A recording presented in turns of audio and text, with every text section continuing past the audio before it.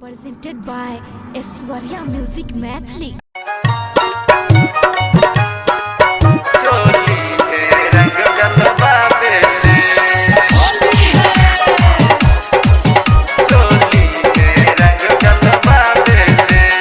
DJ Shiv Narayan.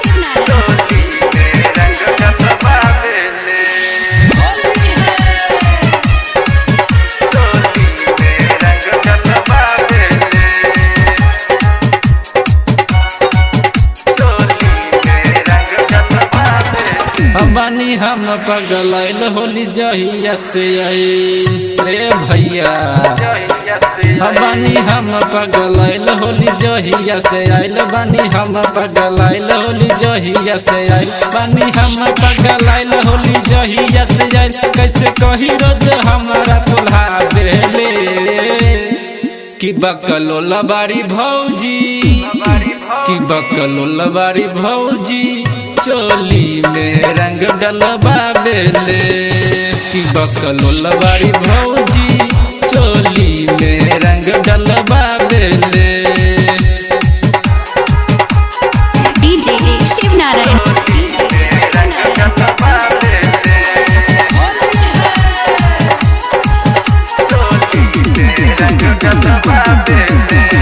DJ Shiv Narayan. Shiv Narayan. का बताई हम अपना भौजी के लीला भाई मिलल बा भौजी करेक्टर के ढीला।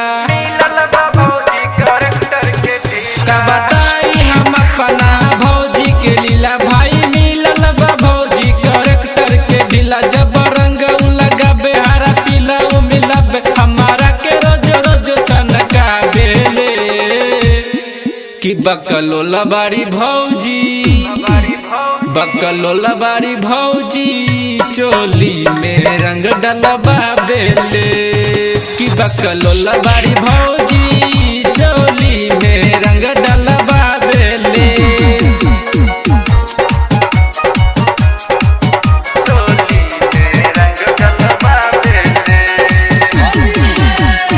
DJ Shiv Narayan.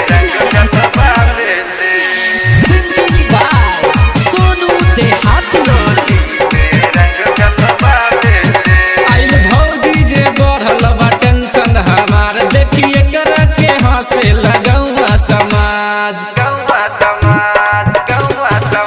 आइल भौजी जे बढ़ल बा टेंशन हमार देखिए कर के हंसे लगौआ समाज। जब होली आबे नखरा सही दिखाबे बोलला पर हमारा के समझ आबेले कि बकलोला बारी भौजी बकलोला बारी भौजी चोली में रंग डलबा बेले कि बकलोला बारी भौजी चोली में रंग डलबा बेले।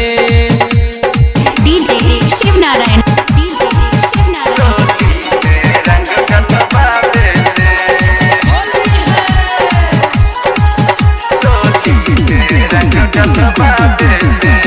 DJ Shiv Narayan.